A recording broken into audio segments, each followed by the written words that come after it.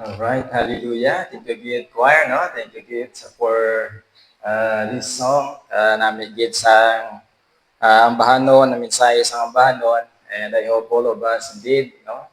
Just like sini, we are resolved. No? When you say resolved, no gani, we are firm, wala ka taga-waver, just to fulfill, no? Sang aton nga task, aton nga calling, kung ano man purpose ni Lord sa aton. Especially, we are resolved sa pagano, sa pag-follow sa aton nga Ginoo. So I hope indeed masiling kita no turning back. Okay?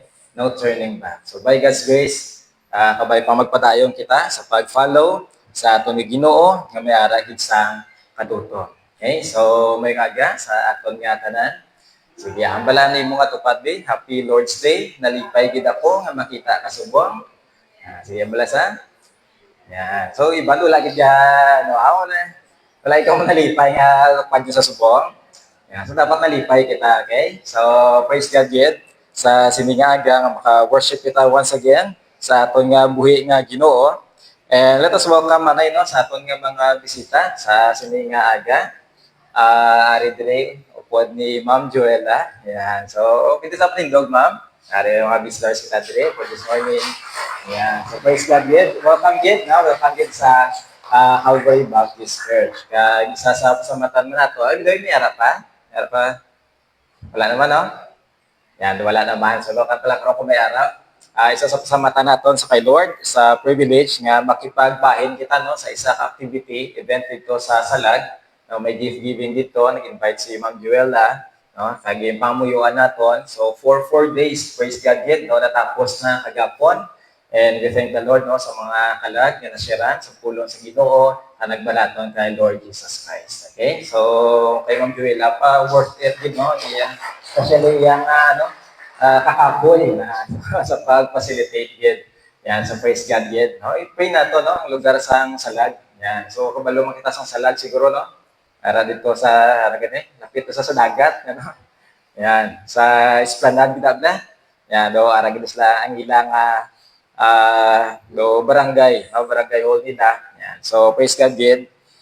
Damo no, damo sa mga tatay, nanay nga nag-gather, kabataan, mga young people. So pray na to no, ma-follow up sila kay kanami gid no sang effective sa mo nga event. So praise God gid siningaga, do wala naman kita sa iban pa siguro nga announcement. Ano lang gili, officers gili, no? Meeting ta na karon luwat. Okay? So, ayo kita karon. Deacon officers. So, para sa aton karon nga meeting. Sige. Kanto kita sa aton nga message ni nga aga. And balik kita sa book sang Genesis kay ari na kita sa last nga part na sang life ni Jacob. Okay? And just like to sang kanta, I hope all of us mag-infirm kita no, sa pag-follow sa kay Lord Jesus Christ kag until na sang aton man nga kamatayon. Okay? So, kabay pa mo lang aton nga commitment sa aton ni Ginoo. Yes, all of us, mabot gid ang death sa aton. So I hope na hindi kita mag-waver sa aton nga faith o mag-follow kita hindi sa kay Lord. So natapos na nato ng Genesis chapter 47. I-recap ta lang dasig lang gid kag makadto kita doon sa Genesis chapter 48. So sa Genesis chapter 47, naman yung division nato, no? Jacob appeared before Pharaoh, Joseph administration, and then Jacob's appeal or last niya nga request. And so far, natunan natin from Genesis chapter 47, 1 to 10, ang motong let God prevail over your life, blessed sojourners, bless others. So, mo nang gusto ni Lord actually sa atin. Gina-bless kita ni Lord so that may na kita, life naton, mangin blessing man sa iban. Sa second part, verse 11 to 27, ang munisa, no? Let God prevail over your life, blessed sojourners, bless others, even in times of what? Even in times of crisis. So I hope hindi makapugong kung ano man mga problema, crisis nga katabo sa aton, padayon nga mangin blessing ang aton nga kabuhi. So there's a lot of ways nga mangin blessing kita. Okay? Kitagaan kita sang kaalam ni Lord, so bulig kita, no, sa gatilanglan. Ginbless kita sa pangabuhi, so pwede kita ka-extend help sa iban. And just like sa ginambal nato, sa message nato, kung may ara ka pinaka-importante, nga way, no, i-bless ng iban. Amo na, of course, nga ma-share nato ng ano? Ma-share nato ang gospel, which is amo na ang pinaka-purpose ni Lord to bless all nation pagi sa kay Lord Jesus Christ. And then sa last part, from verses 27 to 31, dito kita nag-message nato, basahan natin tanan, everyone please read. Let God prevail over your life. Finish well. Let us all finish strong. Let us all finish well. So, mabot gid ang time. Mapatay man kita. Okay? But I hope nga, amo lang matapos tagid, dalaganon naton. Okay? Sing maayo. Okay? Just like ni Sakay Jacob. So, diri na recap diri ang iyang life, verse 27 to 31. Kag, how can we finish well? Muna outline natin last time, the blessings of Jacob's life, the brevity of Jacob's life, and the burial which Jacob desired. So, unang truth dito, to finish well, we need the right motivation. Sinong motivation natin dapat? Of course, wala sa iban, kundi si God. That's why remember who God is and what He can do. And then number two, we need the right measurement. Okay, we need the right measurement. Ginamin natin, be aware that that life is short. And then last is, we need the right manner. To finish well, let us live by faith, and let us die what? Worshipfully. In addition with that, to finish well, let us please God. Paano na sa? Let us walk by faith. Let us have a good testimony, and let us influence others. Okay? To finish well. Now, Genesis chapter 48. Okay. Genesis chapter 48 is all about Jacob's blessing. Okay? Jacob's blessing. Genesis chapter 48, verse 1 to 22. Makita natin diri is an act of faith of Jacob by giving his what? His blessing. To whom? To Joseph's son. Sino itong duwa? Sa gimbasa natin kagina, scripture reading. Sino ito? Si Ephraim, and then si Manasseh. Ako mo na mag-pronounce ko, no? Manasseh. Yan. So, si Ephraim and Manasseh. So, duwa kaanak ni Joseph. Explore ta ni ang Genesis chapter 48. Hindi na kita magbasa, no? Elog laway kidaan to, no? So, let us all stand. Commit na ni kay Lord. Ma-pray kita, anay. And I open and pray after sending a message naton, makita nato ng importance ang ginatawag na pagtuo, especially sa responsibility, just like sa kay Joseph, nga ato man mahimo. Ma-pray kita, anay. Let's pray. Loving Heavenly Father, for this time, Lord, gina-commit namon ang among ipagtuon sa imo Ginoo nga pulo. We pray, loving Heavenly Father, please enlighten us by your Holy Spirit. Speak to us, Lord. Give us a heart na mabinatunon sa imo nga pulo. Give us wisdom, Lord. Kabay pa, nga after sinigino nga mensahe, may bagong perspective, may change ginoo ang amon nga heart. So, Lord, gasi kami, ikaw ginoo mag-help sa amon sining nga time. Buligi kami, Lord, hindi kami ginoo ma-distract. Buligi kami mag-focus ginoo sining nga time, kay imo nga pulong, importante ginoo katama, nga amon ginoo mapamatihan. So, Lord, kung di kami sining nga time, help us to focus ginoo sa pagpamati. Bless your people, and this is our prayer in Christ's name. Amen. So, lingkod kita. Now, for this morning, I would like to share an introductory part. Okay? Just to introduce what Genesis chapter 48 is all about. Daw introduction ng ginisa, ang aton nga tunan sa sining aga. And let us observe, okay, some important things to consider in order to set a good setting on understanding Genesis chapter 48. So, I hope and I pray nga bisan pa daw introduction lang ni sa sining aga, makita naton kag makabulig ni sa para maintindihan naton kung ano ni sang Genesis chapter 48. Okay? So, hindi na kita magpadugay. to introduce, no, sa Genesis chapter 48, may 5 ko kabagay na gusto i-share. Okay? So, introduction lang isa, no? Pero 5 kabagay. Okay? First is, let us look at what? Let us observe the situation of Jacob. So, Genesis chapter 48. And the second thing, let us look at the scenario. So, Genesis chapter 48. And then, let us look at the significance of Genesis chapter 48. Ano na importansya sa Genesis chapter 48? And then also, let us look at the sovereignty of God in Genesis chapter 48. And then lastly, let us look at the summary. And when I talk the summary lang isang mensahe natin. Okay? So, hindi kita magpadugay. Genesis chapter 48, let us look at first the situation of Jacob. Okay? So when we talk about the situation of Jacob, let us consider 2 things. Ay ang physical niya condition, and then second thing is his spiritual condition. So ano itong una? Yang physical niya condition, and the second thing, let us look at the spiritual condition of Jacob at this moment. So when you talk about physical condition, based sa ginbasa nato in Genesis chapter 48, nakita nato nga ano na si Jacob. Basahon natin tanan, everyone please read. He is old. Ilan na edad niya? 147 years. Ano pa? Sick, weak, blind, and dying.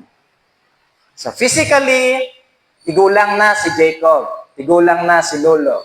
Okay? So, may sakit pa. Nagaluya, tagamataya. So according sa Word of God, though, naging nga bulagsa.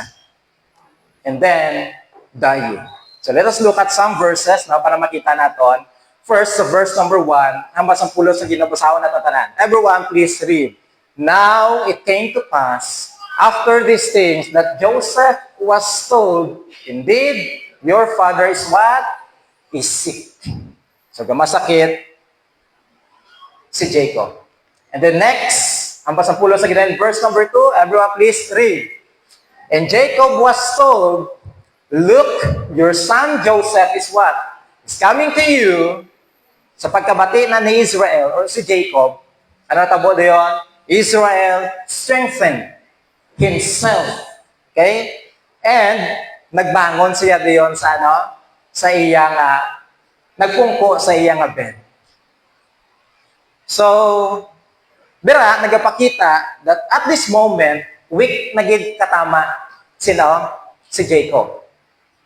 Weak na sa katama, that's why, kung saan pa, ginanoyan lang persaya para makapungko. Kita nyo ng tao nga masakiton? Nga nabudlayan na magiyo. Ginano yun na lang, napilit yun na lang gid ang iya nga lawas para lang gid makabangon. So, mo ning sitwasyon ni Jacob at this moment. And then also, siling sa verse number 10, makita natin din ang basang verse number 10, everyone please read. Now, the eyes of Israel were dim with age, so that he could not see. That's why ang bal natin, bulag na si Jacob. Okay? And then last nga verse, ang balya diri sa verse number 20, 21, 10, di ako nabutang ko, sorry. Okay, everyone, please read. Then Israel said to Joseph, behold, I am dying. So physically, that's the condition of Joseph. Ano sa gani? He's too old. At this time, 147, sick, weak, blind, and dying. So that's the physical condition of Jacob. Now, kadto kita sa spiritual nga condition ni Jacob. Sa piyak nga mo ng status ni Jacob physically, but praise God, when you talk about spiritual condition ni Jacob, ano siya? Strong and full of faith. Strong and full of faith. And praise God for that. Sa piyak sang limitation niya, sang iyang alawas, by God's grace, we talk about sa spiritual niya condition ni Jacob at this moment. strong, and full of faith. Nga nahambalan natin. Because according sa Hebrews chapter 11, okay? Hebrews chapter 11 verse 1, basahon natin tanan. Everyone please read. So by faith, Jacob, when he was dying, blessed each of the sons of Joseph and worshiped and leaning on the top of his staff. Now, according po sa ila, basic rule in interpreting the scripture. Basic rule. Ano ang ba nila? Let the Bible interpret itself. So kung may arap pa kita nga good nga commentary to explain Genesis chapter 48, ang author sang Hebrews, amo na yung commentary natin. He explained what Genesis chapter 48 is all about. So ano ang niya?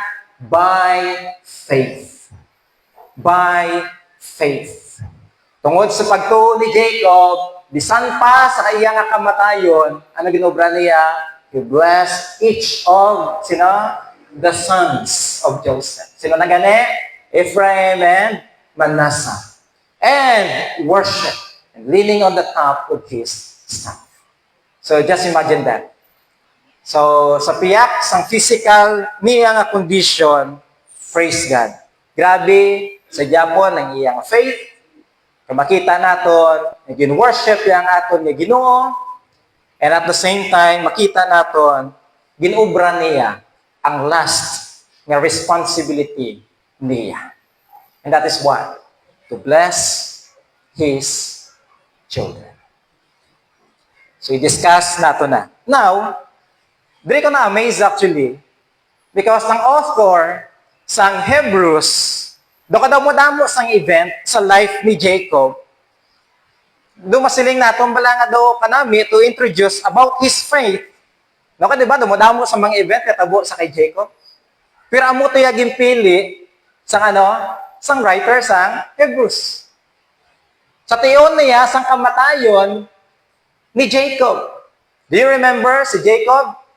Atong pag nalagyo siya sa ilang balay, medyo hindi sila in good terms ang iya nga utod. Okay? Kaya ginagambal na si Isaac, lakat ka, adto ka sa Padan Aram.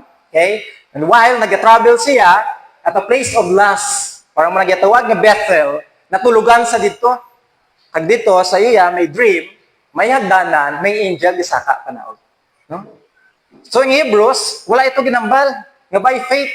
No? Dito amo to. And then may isa pa yung event nga nami man sa life ni Jacob. Do you remember?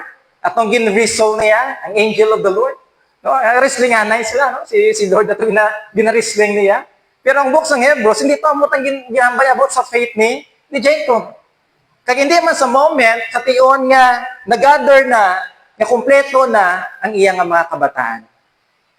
But the author of Hebrews, the finest moment, grabe ang faith ni Jacob, amo na ning ang time na weakness and dying. This is the finest moment sang iya nga kabuhi. Why? Because at this moment, his trust, his faith in the future fulfillment of God's promises to him at this time are not tainted by deception, doubt, or self-pity. He is acting with complete confidence. That is why he is so confident to bless the two sons of Joseph. Nga basan pa sa iyang time, hindi man to ma-fulfill ang promise ni Lord. But by God's grace, he is so confident na i-fulfill gina ni Lord. Nabisan pa, hindi yan na ma-experiensyahan. Halin pa, ang promise ni Lord sa kay Abraham, naglabot sa iya nga tatay sa kay Isaac, until sa iya nga time. Wala pa ganin ma-fulfillment. But by faith, kabalusa, that's why he entrusts niya na, that covenant, i-transfer niya sa iya nga bata. This is the finest moment sa kabuhi ni Jacob when we talk about faith. That is why he declares his blessings without wavering. sa duwa kabata ni Joseph. This is the example of one who dies well. Isa ni sa naming example naton. Of course, just like sa ginambal naton last time, hindi perfect ang life ni Jacob. But by faith, himuon niya ang last nga responsibility, ang calling ni Lord sa iya. Antes siya mapatay. So he finished strong, he finished well. So just like sa ginamba ko last time sa inyo, I don't know kung ano man life naton before, ano man kakulangan naton, ano man failures naton, pabayaan ka na to kung ano na nagligan. What important is today. I hope just like sa kanta, I am resolved to follow God, to follow Jesus. Kay, you know what? May mga times, this is reality. Karab lang iban nga mga Kristohanon, kung sa diin pa nagtigulang sila, no? Kung sa diin pa nagtigulang, dito pa nag-backslide. O, batiang kita na. Kung sa diin pa nagtigulang sila, dito pa naguba ang ilang nga testimony. Even gani, no? Mga even pastors, no? Grabe lang nga peaks ang career nila. Grabe nga ministry. But some time na nga nag-senior na, nagtigulang, dito ka pa mabataan, no? Bagsak, guba ang ministry.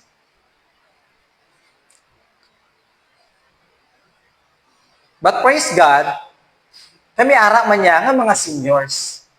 Nga until now, yan again, nagapadayon sa kayo. And praise God, even diri sa Calvary Church, I praise the Lord sa kabuhi sa mga seniors naton diri. Diba? Ay supiyak sang limitations, ang ilang strength, mga seniors naton diri, praise God gid sa inyo kabuhi, gapadayon Japon sa likoton ni Lord. Nag-involve Japon sa choir, ha? Ano pa gid-involvement? Ga-involve Japon sa evangelism naton. Kag sa iban pa no nga way nga makabulig para sa simbahan. So I hope mangin challenge man na sa mga young people naton dire. Nga asta magtigulang. Okay? Asta nga magedad-edad. Pero kailan mo yan, bako tigulang direkta, no? Ito mo man tuhod, no? Tigulang. Katigulang, yung tayo mo, no? So mo man ng realidad, no? So praise God. That is why, mga young people, I hope, manage nyo man time nyo well. No? Isa ka bagay, tandaan nyo, gid, young people, kung subong palang adaan, hindi ka mo kabalo mag-manage ng time nyo para kay Lord. Time na, kung magtrabaho ka mo, magtigulang ka mo, dalon nyo na. Hindi yung Japon na manage inyo nga time para kayo. Unahon nyo na Japon inyo ka ugalingon. Okay? So I hope nga, subong palang adaan, tutuod na gid nga mag-follow ka mo sa kay Lord. And by the way, sa mga nagbaton bala kay Lord Jesus Christ, parang nagbaton kay Lord Jesus Christ, may edad-edad ka na ya bala, no? Nga nagbaton ka kay Lord Jesus Christ. Now, let me tell you this, hindi pa nahuli ang tanan sa imo. As long as may strength ka pa, okay, pwede ka gid-Japon magamit ni Lord. Okay? So, hindi ka magsiling, ay do, too late na kuya guro mag-serve kay Lord, bago lang ko ibig kabaton kay Lord Jesus Christ. No, hindi. As long as, kung ano man ang strength na ginhatag ni Lord sa imo, pwede ka gid magamit sa aton nga Ginoo. Because someday, when we talk about reward. Kaya when we talk about reward, hindi man niya sa padugay-dugay kung saan ka nag-Christian ang basihan ni Lord. Okay? Hindi lang basihan ni Lord. Ang basihan ni Lord is our faithfulness to Him. Our right motives ang atong nga heart sa pag-serve kay Lord. So ano man pa sa aton, I don't know, may inasa. What important is today. Okay? What important is today, commit ta, tugyan ta sa kay Lord. Diba pwede ayhan nga, bago ka lang na yung Kristohanon, pero someday na mo pa-reward mo kaysa nagdugay. Pwede? Is it possible? Yes. Then, basis si Lord, ano gani, hindi sa kadugayon natin diri sa simbahan. but our faithfulness to Him. So I hope by God's grace, all of us will finish strong, will finish well. Just like sa kay Paul, mahambal manaton. In 2 Timothy chapter 4, verse 6 to 7, anong bali Paul gani? For I am now ready to be offered, and the time of my departure is at hand. Kabalo ni si Paul, lapit na sa mapatay. Patanong bali Paul, I have fought the good fight, I have finished my course, and I have kept the faith. So I hope, magina muna ang testimony man sang aton nga kabuhi. Kaya nga ahaw, let us be faithful. Kaya nga because maabot gid ang time. Just like sa kay Jacob, maluya na gid yaton nga lawas. Maabot gid na ang time. Pero basi hindi man maabot, depende no kung early ka pa yung mapatay. Okay man na yan, no? Hindi ka magluya, no? O depende na yan kay Lord. Pero kung pasugtan ka ni Lord, maglawig man, somehow, imo kabuhi, kalabot ka kung pila nga edad, labot ka 80, 90, 100, o ano namin man, no? O depende kay Lord. Pero maabot gid ang time nga magluya kita. Pero hindi ka masubuan, ang importante is naka-involve ka, nahimo mo ang imo nga bahin. Now, mga utod ko sa Ginoo, let me tell you this. You may be weak physically, tired emotionally, or old na in years. But, like Jacob, you can still be spiritually strong enough to bless, pray, and speak God's word over your family. Sa tion na ginman yung magtigulang ka, of course, hindi mo na mahimo ang ginahimo mo ya sa una. And you need to admit that. Gusto mo patani, maglakat evangelism, pero may tion ginaya nga hindi mo na mahimo someday. Hindi mo na mahimo, involvement mo diri sa choir, may mga bagay gid, may mga season gid nga magabot na sa kabuhi naton. Pero, bisan pa, sa amo na sa kaluyahon ta, may pwede ka gyapon mahimo. And that is what? To pray for your family and to share, continue God's word to your family. Kaya mo ni actually yung ginibra ni Jacob. So, focus na sa aton nga family. Nami gina nga kumustahon taman sila, no? Ang musta kita sa ila, kaya encourage naton sila to be faithful in following the Lord. Ayos lang? So, amo ning natabo diri so far. Okay? So, physical condition, yes, luya. But we talk about spiritual condition ni Jacob, by God's grace, strong and full of faith. Okay? Now, let us look at number 2. Let us look at the scenario of Genesis chapter 48. And as I was outlining sa sininga chapter, na-notice na ako ng progression sa sininga conversation ni Jacob kag sa iya nga bata nga si Joseph. Ang progress is focusing halin siya sa past, present, and future. So doon mo ng progression sa Genesis chapter 48. Now, sa division na to, ano mo rin na-outline na ako. So first nga part, ang muling past. Ano ginobran Jacob, verses 1 to 7. Everyone please read. Jacob remembered God's promises. So past. Okay? And then, next is verse 8 to 20. Ano ginobran ni Jacob? Jacob released the blessing. Amo na ng present sa ilang time. Okay? Amo na ang time, naging bless siya ang kabataan ni Joseph. So we will discuss that next Sunday. And then last is Jacob entrusted them to God. So that's future. Okay? So amo ning tatlo ka division nga aton nga tun-an. Now, number 3. So nakita naton versus na ang situation ni Jacob. Nakita naton ang scenario sa Genesis chapter 48. Now this time let us look at the significance. Now, ano ang pagka-importansya sa Genesis chapter 48? Actually, when we talk about the importance, as we makita natin diri is the covenant of faith is passed to the next generation. And makita natin diri Jacob's final act of faith. It is the bridge between the promise to Abraham and the fulfillment in Israel's what? 12 tribes. Part ni sang plano ni Lord nga ma-divide ang Israel into 12 tribes.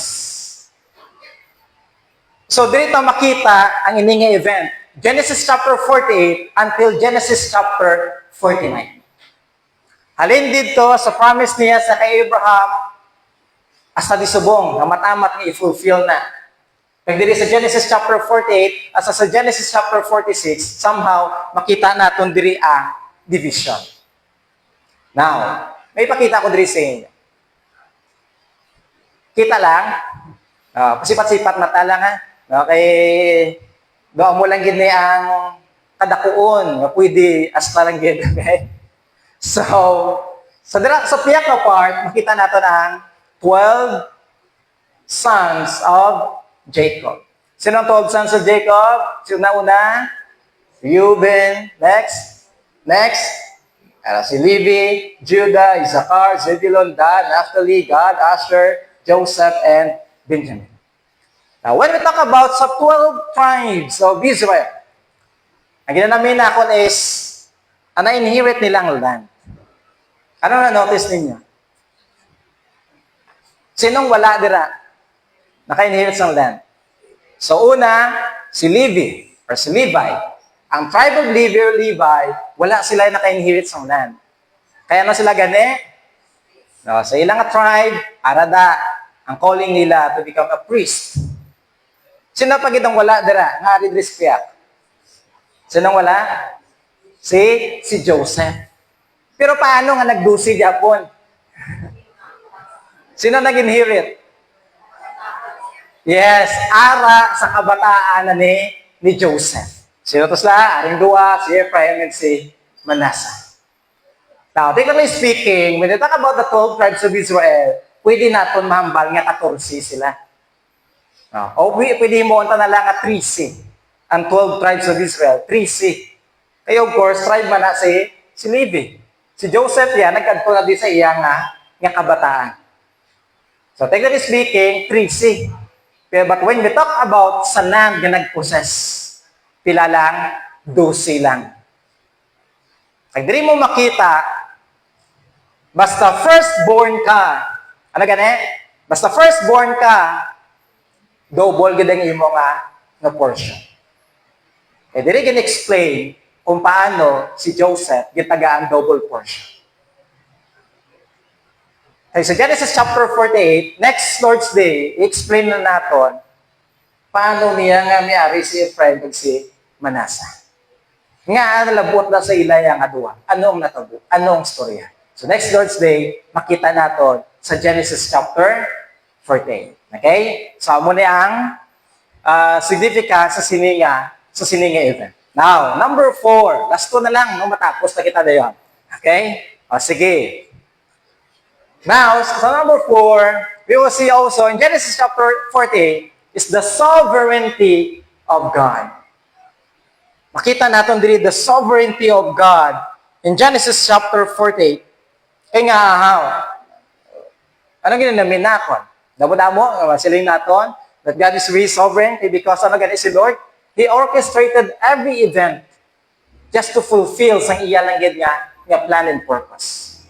Alin pa sa una? No? Si Lord gid grabe gisa in control gisa sa tanan. Pag-isa amazing ang display dire is God chooses according to His purpose, not birth order. Now, anong ginanamin na akong dire? Ay between sa kay Ephraim and Manasseh. Ang magulang, si Manasseh. And supposed to be, kung sa ila lang gidya, by birth order, sino dapat ang i-bless? Si Manasseh. Pero di nagkadto, sino ang ginpili? Para si Ephraim. Just like sa natabo man between sa kay Esau and Jacob. Oh, latuan nyo lang event na tabo dire. Yan ang tanay. Genesis chapter 48, verse number 18. Let's read all together. Everyone, please read. Joseph said to his father, "Not so, my father, for this one is the firstborn. Put your right hand on his head." Kaya at that time, gimbutang ni Jacob ang iya kamot sa kay Ephraim. Nag-pray sa diyon para sa kay Ephraim. Sige, saway sa ni Joseph. Buta na tawag yata tayo Jacob, Dad. Hindi na, Pa? So hindi, balay tayo sala. Hindi na sayang firstborn. So, ang baldayon ni Jacob sa iya, verse number 19, ni siguro wala kung makaigot tayo. Sige, basahin natin. Everyone please read. But his father refused and said, "I know, my son, I know. He also shall become a people, and he also shall be great. But truly, his younger brother shall be greater than he, and his descendants shall become a multitude of nations." And at that moment, makita natin, clear pa ang discernment ni Jacob. By faith, he knew kung sino ang ginpili ni Lord. Ang unang basang pulong sa Ginoo, just like sa kay Esau and Jacob, that the older will serve the younger.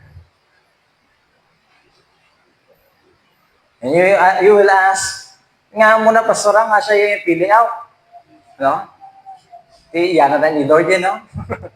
God is sovereign. Saligan tayo si Lord. Kay kabalusa. Amo ng sovereignty sang aton nga Ginoo. God is sovereign. That's why kung ano man niya ginahimo ni Lord, bisan pa daw ko illogical sa aton. Sa ligi si Lord, kaya nga mas maalam di sa Japon sa aton. So kung ginpili niya man niya ang manhod kaysa sa magulang, kabalo na iya si Lord. And all we have to do, ano lang it? Just trust. Saligan tayo kung anong leading ni Lord, kung ano man yung plano ni Lord. Basta tandaan natin, God is sovereign. He is in control. That's why kung ano man katabo sa aton subong, may mga bagay kita yan ni Lord man, damo kita reklamo, hindi ka magreklamo kay Lord, kabalo si Lord sa iya nga ginahimo. Okay, muna nakasimple. Just trust our God. Now, so nakita natin the situation of Jacob, the scenario, the significance, and then the sovereignty of God. Now, number 5 is, let us summarize. Now, when you talk about summary, nagdepende na sa preacher, depende sa iya nga kung ano nga sides ng scripture nga tagaan niya sang emphasis. Nagabari na when we summarize sang scripture. So as of now sa akon may share nga message sa aton throughout Genesis chapter 48. Let me summarize with this. Kasi masadya po last time gidugangan ko lang. Everyone please read. Let God prevail over your life. Finish well. By faith, pass on your faith. Okay? By faith, pass on your faith. Ari kita Japon sa series naton about let God prevail over your life. Let God win over your life. Just like hamba na ako last time, ano gani? May tatlo kita ka enemy. Anong mga enemy naton? Ara si Satan, ara ang world, kag aton nga flesh. I hope hindi magdaog si Satan sa aton. I hope hindi magdaog ang kalibutan sa aton. I hope hindi magdaog ang sinful desire naton. Kundi sino dapat magdaog sa aton? Magdaog kabay si Lord sa aton. Let God prevail over your life. Let us finish well. May kabudlay sa tion nga nagtigulang kita. Kung sa diin nagtigulang kita, basidra ka ta magluya sa pag-alagad. Basidra pa kita magluya sa aton nga faith. Basidra pa kita nga mag-stop sa pag-follow kay Lord. Mga utod sa Ginoo, let us all finish well. Kaya may isa ka responsibility. Ngayon, hindi mo dapat pagkalipatan. By faith, ano yung mo naton? Let us pass on our faith para sa next generation. Ang last nga responsibility ni Jacob to make sure to pass on that covenant of faith. Kilanglanon niya gina, antes siya mapatay. So kilanglanon niya gina, ipasa sa next, sa generation, sang ilang nga family. Kasi mautod ko sa Ginoo, it is the same thing nga dapat man nato nihimuon. When you talk about bestowing a blessing sa ilang time, this blessing that Jacob will pronounce isn't just about inheritance of land. Hindi lang sa inheritance ng land. This is about inheritance of faith nga dapat mapasa. The same covenant God gave Abraham is now being passed to the fourth generation. Sinong first gen? Si Abraham. Second, sino? Si Isaac. Third generation, sino? Si Jacob. Kagipasa diri sa ila sa fourth generation. Ari sa linyada ni Joseph, specifically, ari man diri sa bata niya nga si Ephraim. And when we talk about passing the faith, hindi man sa insigida yan, no? May capture na doon sa tao. As we pass on the faith, amo ng prayer naton, inyo kabataan, kabay pa, mangin genuine, mangin real, ang ilaman nga pagtuo.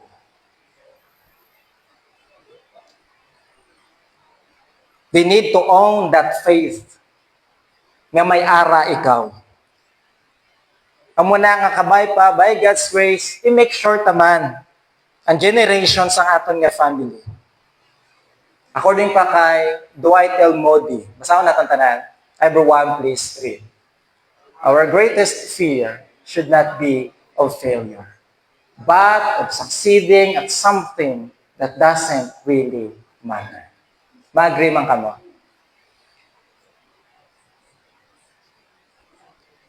May mga times sa life na daw, hadlock na ma-fail, no? Hadlock na ma-fail. But you know what? Hindi man namin nga fail ka lang pero mo, no? Pero part din na sang life naton. Importante is, ga-learn ka. Wala problema nga ma-fail ka today. Importante is, gabangon ka, ga-move on ka, ga-padayon ka. Ang worst siya than failing is this, is that sila niya, ga-succeed ka tuod. Naging successful ka, but the problem is, you are succeeding at something that doesn't really matter. Para lang wala labot si Lord. Do hindi man na muna tani ginapaubra ni Lord sa imo. Hindi man na tani amo nang focus ng life naton. And then, nasatisfied ka na sa life mo nga, ay Lord, okay na ko ni. Amo nang mas kululbaan, mas kahadlukan. Nga nasettle ka na sa isa ka bagay, nga abi mo, yes, okay na liguro, Lord. Pero hindi nagalaya mo ng priority dapat sa imo nga kabuhi. Amo na nga, let us align always. Ano gimang matter gid bala? Sa lifetime. Ano gimang balang importante? Sa lifetime. Wala problema ma-fail. But I hope mahimo naton kung ano ang mga bagay nga luyag ni Lord na dapat naton himo. That's why when you talk about true success, ano ganin true success gani? True success is, review naton, basahin naton tanan, everyone please read. True success is becoming what God wants you to do and doing what God wants you to do and hear Him say, well done, good and faithful servant. Someday, ang maghambal sa aton nga successful ka, hindi of course ang imong mga parents, hindi ang mga kapastoran, hindi ang imong boss sa obra, hindi ang imong husband, hindi ang imong wife, hindi ang imong kabataan, but ang isa ka person nga maghambal, if you are truly successful, wala sang iba, kundi sino? Ang aton na Ginoo. So let us imuon naton becoming what God wants you to be. Para lang sa family mo. Anong gusto ni Lord sa imo, sa family mo? Anong gusto ipaubra ni Lord sa family mo? When you talk about sa imo career, din ka magkatrabaho, ano na gusto ni Lord nga character nga ara kada? Anong gusto ni Lord nga himuon mo samtang ara kada sa imo nga trabaho? And even in the church, kung sa diin ka manggibutang ni Lord nga local church, anong gusto ni Lord nga bagay ipaubra ni Lord sa imo? Nga bisan diin ka man kabalo ka nga amo nang luyag ni Lord. Ginahimo mo ang kabubuton ni Lord. Kaya mo na ang nag-matter gid sa tanan. So ayo mga utod sa Ginoo, padayon kita kagimuon naton. Kag isa sa responsibility naton, kung ikaw tudtod may genuine ka nga faith. Kaya kung real ang imo nga faith, ano luyag ni Lord na gusto ni Lord, hindi ka lang ikaw i-bless ang sina nga bagay. Kung i-bless ka ni Lord, may ara ka genuine nga faith, na may gid nga mo na sa ipasa mo man sa iba. Sana sa gusto ni Lord, nga himuon naton as follower of the Lord Jesus Christ. Okay? So kabay pa, padayon na naton nga himuon. Now, to end lang, for application lang, no? Sa pag-end sa sining aton naton. Sigong ko lang gid ni. So, why do we need to pass on our faith? Pinakauna gid, Deuteronomy chapter 6 verse 6 to 7, ano sa, it is what? It is a command from God. So, mo nang pinakauna gid. Nga ipasa naton because ang basang sa Ginoo. Dapat ta ginay-pasa kay command manaliga. Kasi kung sa ila pa ganay nga time, di ba? Speak mo ang word ni God, tudluan mo, no? Bisan kaon, is magtulog, is maglakat, di ba? Amo na sugo ni Lord. Mga intentional ka sa pagtudlo. And then ano pa gid? Ang basang sa Ginoo, nga kilanglanon ta na so that it protects the what? The next generation. Para ma-protectionan sila. Nakari namin nga passage ba, no? Kapila pa naman nabasa po, basahon natin luwat, just to remind us. Psalm chapter 78, verse 4 to 8, basahon natin. Sige, everyone, please read. We will not hide them from their children, telling the generation to come the praises of the Lord in His strength, in His wonderful works that He has done. So notice natin din mga psalmists, gusto nila ipabalo sa next generation kung ano ang ginobra ni Lord sa ila, especially sa ila nga mga katigulangan. And the next verse, ang basang sa Ginoo, everyone please read. For He established what?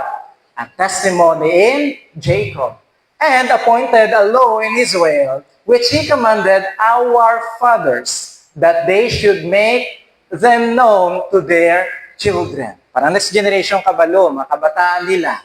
Now, next go. That the generation to come might know them, the children who would be born, that they may arise and declare them to their children, that they may set their hope in God, and not forget the works of God, but keep His commandments. So, munang goal nga ipasa naton. Para next generation sa aton, yung family, especially sa ilang mandre, din sila kuno magbutang sa paglaom nila to set their hope sa diin to God. Kag isa na sa protection nga kinahanglan sa kabataan nyo. Ay kung sala, ang ilang, we talk about hope, ibutang nila sa lain, delikado gid ninyo mga kabataan. That's why dapat matudloan sila when you talk about hope, din sila, maglaom sila kay God. And then to keep His commandments, kaya how? Everyone please read. And may not be like their fathers, a stubborn, rebellious generation, a generation that did not set its right heart and whose spirit was not faithful to God. Para maproteksyonan sila sa kapariyosin. Nga hindi sila mga isa ka generation nga ano ko no? Tig-aulo, rebelde sa aton nga Ginoo. So ang basang samis dire ko sa una, may mga katigulangan kita, nga tiga ang ulo, nagrebelde kay Lord, amo na nga itudlo gid para hindi mapariyo dito kuno sa isang una. So para na sa ilang nga protection. Now, next layout is, kailangan natin pa sa number 3, it gives them special identity. Nga special nga identity, kay kung sila, mga anak sila ni Lord, ang basang pulo sa Ginoo 1 Peter chapter 2 verse 9, everyone please read. But you are a chosen generation, a royal priesthood, a holy nation, his own special people, that they may proclaim the praises of him who called you out of darkness into his marvelous light. That kind of identity nga manginila. No, kanami ni, you are a chosen generation. We are a priesthood, a holy nation, his own special people. Okay, kagbalikan ta pa na sa sunod. Okay? Gives them special identity, but also it continues God's covenant. Para magpadayon ang covenant ni Lord. Kaya ang bagay Genesis chapter 17, verse 7, basahon na itong tanan. Everyone, please read. And I will establish my covenant between me and you, and your descendants after you and their generations for an everlasting covenant to be God to you and your descendants after you. So dapat hindi sa mag-stop. Ang balay dire sa kay Abraham, may covenant between me and you and your descendants after you and their generations. So magpadayon ang covenant sa ato ni Ginoo. Now, especially mga parents, please listen to this. I hope we don't just raise kids. We raise the next carriers of God's covenant. Ayop hindi lang kita mag-raise sa aton lang ang mga kabataan But kabay ang gina-raise naton is we raise next carriers of God's covenant. Nga mapasa ni sa ila. Okay? Mapasa sa ila nga generation in order what? In order sa katapusan na yun, of course, it fulfills God's mission. Kabalo naman kita sa Matthew chapter 20. Okay? Kabalo na kita na tanan. Sige, sino makarecite? Ano ganyan Matthew chapter 28? Sa makasaulo, go ye, therefore, and teach all nations, baptizing them in the name of the Father, of the Son, and of the Holy Ghost, teaching them to observe all things whatsoever I have commanded you, and lo, I am with you always, even unto the end of the world. Now, pastor nga naklabot at tadaya sa Great Commission, nga naklabot at tadaya, ay tandaan naton, ang fulfillment ni sang tanan, sino ganit yapon? Si Lord Jesus Christ. When we talk about the book of Genesis, ang book of Genesis, record ni sa about what? This is record about the redemptive plan of God. Kung paano iluwason ang mga tao. Ay nag-start ang promise ni Lord, ni i-redeem ang tao, Genesis chapter 3. Promise na itong hadaan ni Lord. Ang parts ng promise ni Lord para ma-fulfill niya, padalayang Messiah, parts sa plano ni Lord that He will raise a holy nation. That's why nakalabot kita sa kay sino? Sa kay Abraham, sa kay Isaac, at sa kay Jacob. Part ni sang plano, sang aton nga Ginoo.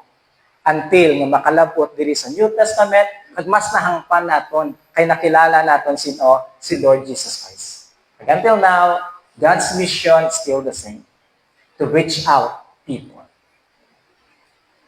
Kung hindi tayo mapasa ang aton pagtuo, sino magpadayon ni?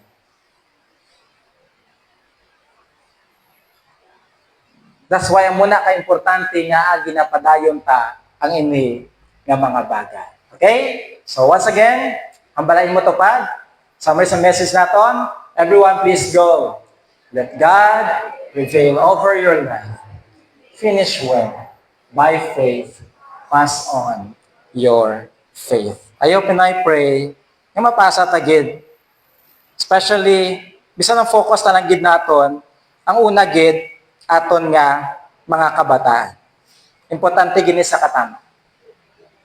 Okay? Importante gini sa katama. Bisa sa aton na lang nga family, importante ni nga mapasa naton. And let me ask you this. Basahin natin tan. Okay, everyone please read. Are you passing on your confession of faith? Or is your confession of faith passing away with you?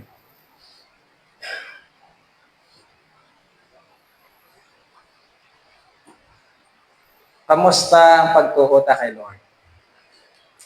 I hope genuine faith ta kay Lord. Genuine faith naton, let us pass this to the next generation sa ating family. Kaya kung hindi mo na magpasa, tandaan mo, mapass away ka gid. Diba? Mapatay gid taya. Di base, ang pagtuo mo, mapatay na upod sa imo.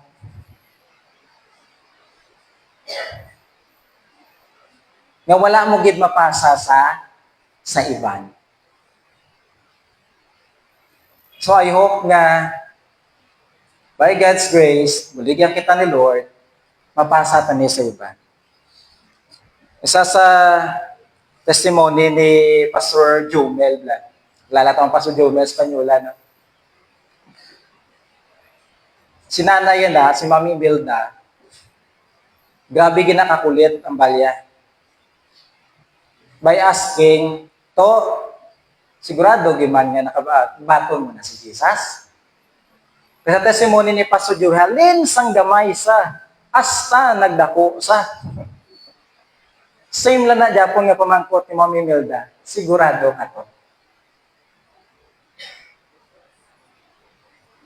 Di ko ikaw siguro, pero may maraming lagambal, uumain, baton ko na yan si Jesus. Pero sige niya. I don't know kung ano sa mind ni Pastor Jomel, sinakulitan na sa kay mamaya. But one thing for sure, sigurado man, na-appreciate naman si mamaya. Sometime nga na naintindihan nga nagitang tanan, nga ang ginaubra ni mamaya is inchakto gid. Kaya kabudlay is mag-assume. Right? Budlay mag-assume. Ay, okay na to si anak ko. Bato na to siguro sa kay Lord. Ay, okay na to si Hindi na mag-assume. Let us make sure. Although hindi lang makita galuwas, no? Hindi makita ang manluluwas. But I hope, himuon tala ang bahin tanan. Sa kung ano man nga pamaagi, nga mastorya ta kabataan, tao sinuman da, relatives tao sinuman da, nga ara man sa ato nga pwede ta ma-reach out. Let us share the Lord Jesus Christ to them. Padayon ta. Kay kabudlay, kay dumayara nga tabo man nimo sa family.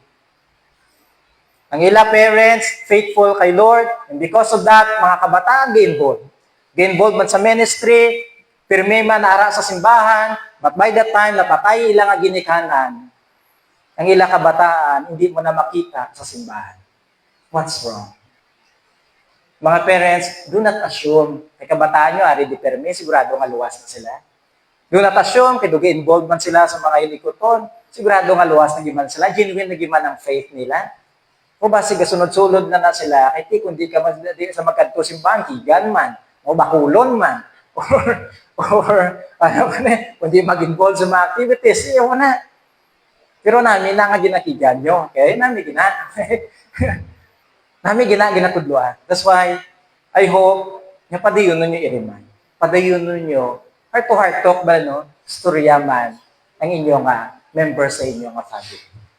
Possible ba, si husband mo? O ikaw man nga husband, storya wife mo, sigurado ka na. Ay inyo kabataan. Or kung ikaw man nga kabataan, una kaya, nga nakabatong kay Lord Jesus Christ, so pwede nyo man na, nga masigurado man, isira nyo inyo nga mga ginikanan. So let us pass on. Let us not assume. That's why diri gani, no, sa aton di sa Calvary, from time to time, we share the gospel. Ginapadayon natin share ang gospel. Bisan pa sa inyo, dutakan na ka mo mamati na. Pero hindi ka mo matakan na. Kilang lanon ka na.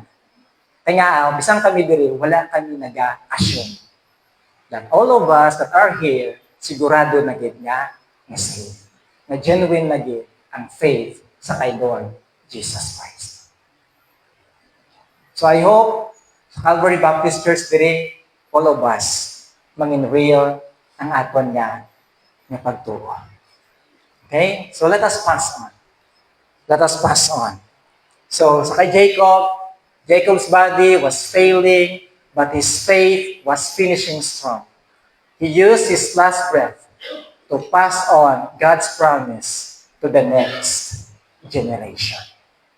Amo na ginobra ni Jacob.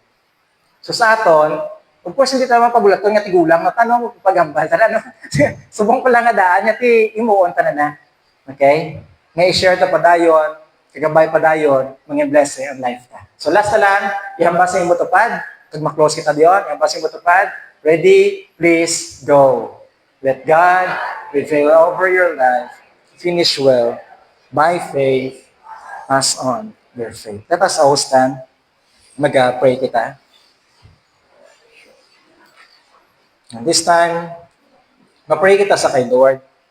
I will give you time sa pag-speak sa kay Lord.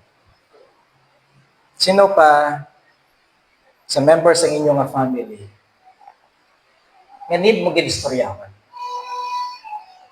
Mga utod ko sa Ginoo, I know some of you ginaobran nyo gid part niya. I know ginaobran nyo gid part niya. Ginastorya nyo gid.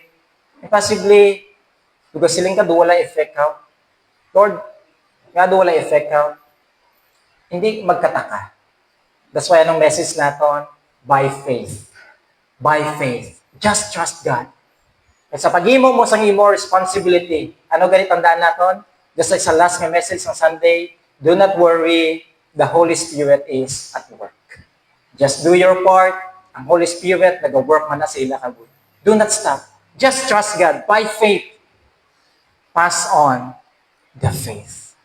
Si Lord, nag-work na sa ila kabuhi. This time, I will give you time.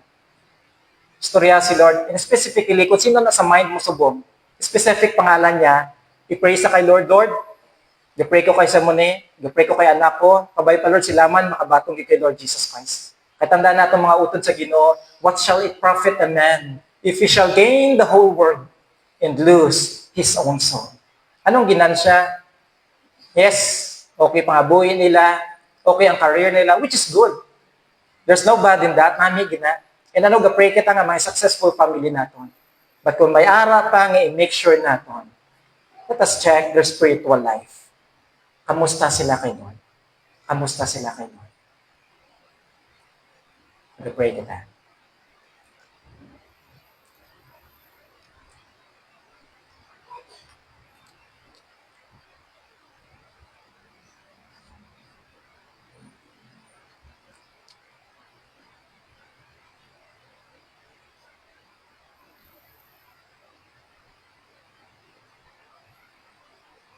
Loving Heavenly Father, we are so thankful, Lord, sa Ginoo nga time. Thank you for your word. Ikaw pa dahil Ginoo nag-remind it sa amin. Lord, thank you for the salvation and the receive namo through our Lord Jesus Christ. Na-experience namo, Lord, ang hindi nga blessing. Halin pa sa una, Lord, naging plano mo ni sa book pa lang sa Genesis, Lord, kung paano mo i-save ang humanity sa sala. Lord, na-experience na naman, set free kami from sin because of the Lord Jesus Christ. Lord, kabay pa this faith that we have in you. Buligi kami, Lord, na ma-share na namon, mapasa namon. Sa among family, o sino pa, Lord, possible Ginoo nga ma-share namon, Ginoo, to bless them also, O Lord, kung paano mo kami bless, Father. So, Lord, kita mo subong imo kanaka, kita mo ila heart, kita mo ila nga pangamuyo. Lord, please help them. Ikaw please mag-grant sa nila Ginoo nga mga prayers. Updi sila Ginoo. Empower sila padayon. Hindi sila, Lord, magkataka, hindi sila mag-stop, Lord, kundi help them to be faithful, Ginoo, sa pag-follow sa imo. To set a good example. At the same time, Lord, buligi sila to communicate sa imo Ginoo nga gospel para Ginoo sa ilang mga family. Lord, ginadayaw ka ginamon, napaslamatan ka ginamon. If sinning a time, Lord, hindi pa mati Ginoo sa life, diri mag-Ginoo on-site. Possible, ari sila diri, they don't know kung may ara silang right na relationship sa imo. Hindi pa sila sure, Lord, kung saved na sila. But today, Lord, ikaw Ginoo magatandod sa ila. Please remind them na makasasala sila. And because of their sin, mapatay sila, Lord, kasi para sa imo. But thank you for the Lord Jesus Christ sa kaluwasan, na ginhatag mo sa amon, aral lagi kay Lord Jesus Christ. Today, help them, Lord, to realize and help them to surrender their life and help them na receive nila si Lord Jesus Christ as their Lord and Savior. Buligi sila, Lord. Ikaw Ginoo magapakamayo sa ila. Speak to them, Holy Spirit, work in all sa ila. And kabay pa today, they're going to receive the Lord Jesus Christ as their Lord and Savior. Kapag dahil mag-bless mo sa amon, as we continue, Lord, kabay pa nga, mag-remain kami nga faithful until, Lord, sa time man, nakuhaon mo ang aming tagsa ka mga kabuhi. Ang glory sa iyo mo lang din, and ang pangamuyo sa ngalan ng Lord Jesus Christ. Amen. Please take your seat. Thank you, everyone. Tayo kita next time.